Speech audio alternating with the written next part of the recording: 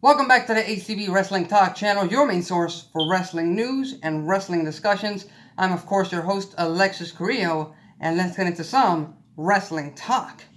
Lots of things to talk about after this entire Clash of Champions weekend, after Raw, after Smackdown, tons of stuff to talk over. But one thing that I want to selfishly gloat over is the fact that Seth Rollins retained his Universal Championship at Clash of Champions over Braun Strowman, exactly as I predicted. And exactly as I predicted, they were going to lose the Raw Tag Team Championships to Robert Roode, and Dolph Ziggler due to some miscommunication, which is exactly what happened. And Rollins ended up taking the pinfall loss, losing the titles. And we got a little bit of tension between both tag team members and former tag team champions, Strowman and Rollins, en route to the main event of the actual pay-per-view. So good on that. And again, like I stated in the Clash of Champions preview that you can find right here on this channel, cheap plug,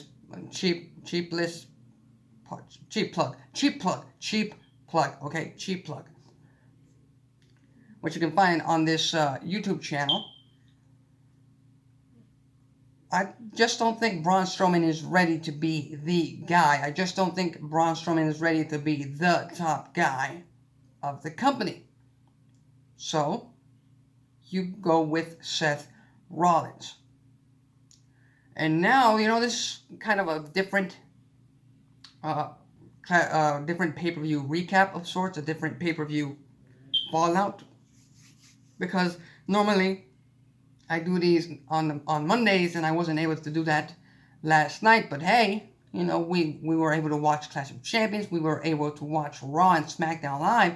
So now, after reviewing what happened at all these events, we can now tell exactly where WWE was going. Because Seth Rollins was challenged by the Fiend, Bray Wyatt, not only for the Universal Championship at Hell in a Cell, but he was challenged in a Hell in a Cell match. Now, I may be mistaken here, but I think Rollins and Bray Wyatt have experience with each other in a Hell in a Cell match, or maybe I might be thinking of Wyatt and Reigns. But both of them have experience inside the hellish structure going into the October 6th pay-per-view. The question is, will Rollins survive against the Fiend?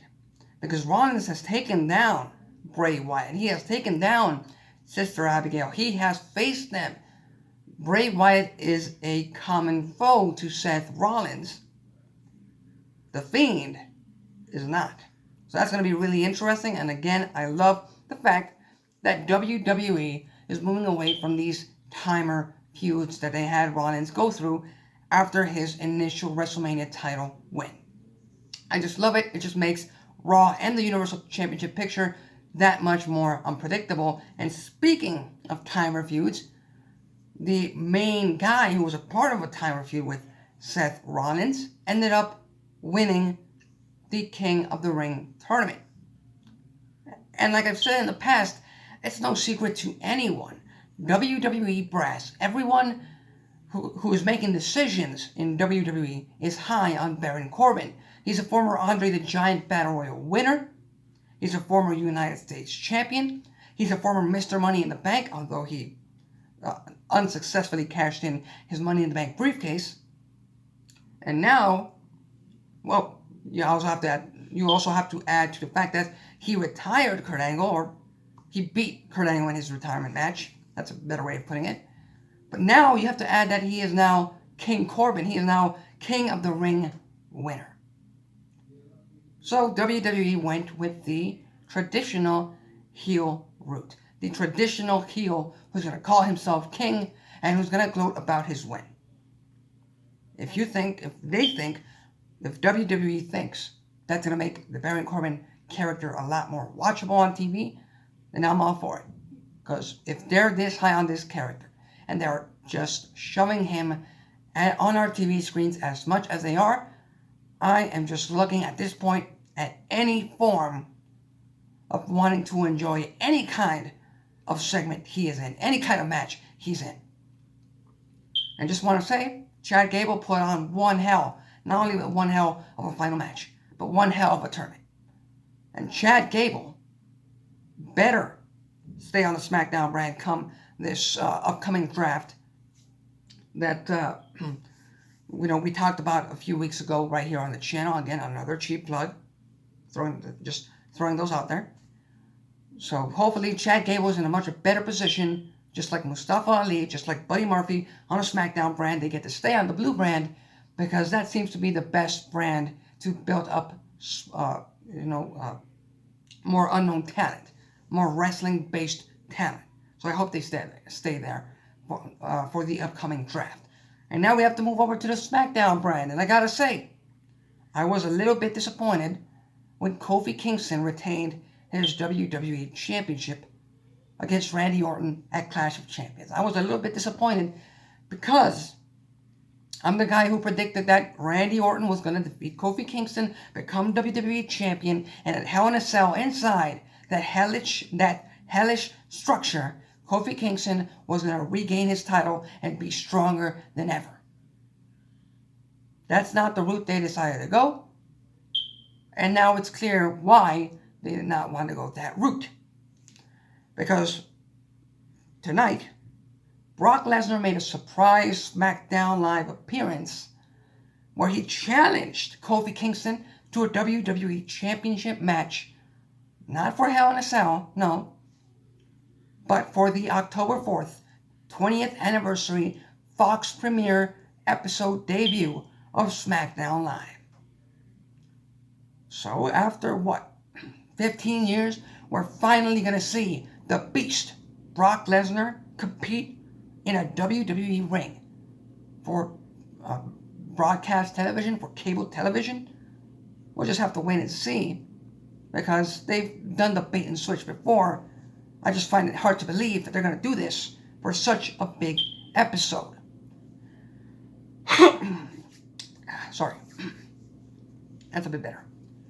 So, it's pretty clear to me now that Brock Lesnar is going to victimize, as Paul Heyman proudly states, he's going to victimize Kofi Kingston, he's going to victimize the New Day, and Brock Lesnar is going to once again become WWE Champion.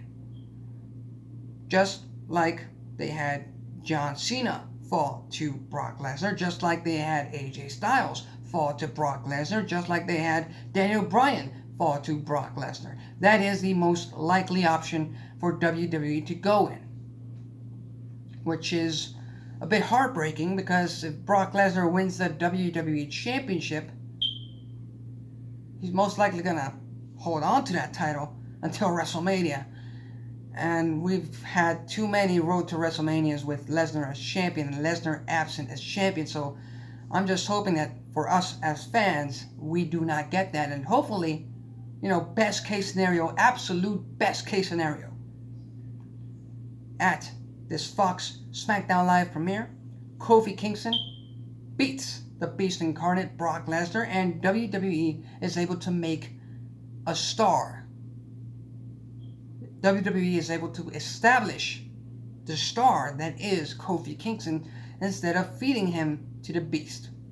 So anyway, we'll just have to wait and see what goes down in the coming weeks. Just gotta say that as we get closer to NXT debuting on the USA Network, that's coming tomorrow night, as we get closer to AEW's debut on TNT and Fox's debut and SmackDown Live's debut on Fox, storylines might get a little bit better because there might be a little bit more competition, a little bit more sense to creating compelling and entertaining content. So hopefully we get that in the coming weeks and months and for years and years to come. That's what all fans should want. So, what do you think? What do you think about the Clash of Champions, about what happened on Raw, about what happened on SmackDown Live? Do you agree with my thoughts on all these topics that we've gotten into? I mean, it's the top topics of the entire past 3 days, but there's a lot more to talk about. Feel free to leave your thoughts and comments on the comment section below. If you like this video, hit the like button. If you dislike this video, hit the dislike button. That's it for me. Till next time.